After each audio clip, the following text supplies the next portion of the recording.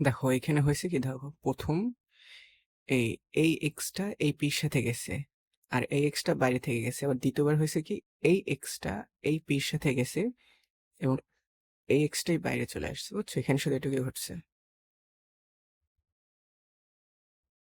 তারপর আমরা এইটার মান এখানে বসাই দাও, যেটা হলো এইটা। ঠিক আছে, এইটার মান আমরা এখানে বসাবো।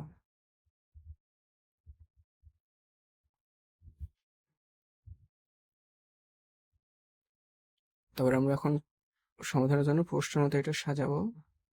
এবং দেখো এক্স এর উপরে কিন্তু পাওয়ার কিন্তু 1, যেটা আমরা লিখতে পারি এইভাবে,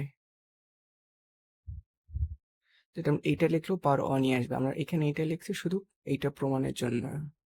গেল কই, এইটা প্রমাণ করবো এই জন্য। এইটাকে, এই নিচের লাইনটাকে, এইটাকে আবার এইভাবে লেখা যায়, টুর জায়গায় আমরা বসে দেবো এন এবং এক্স জায়গায় বসে দেবো n-1, এই প্রমাণিত।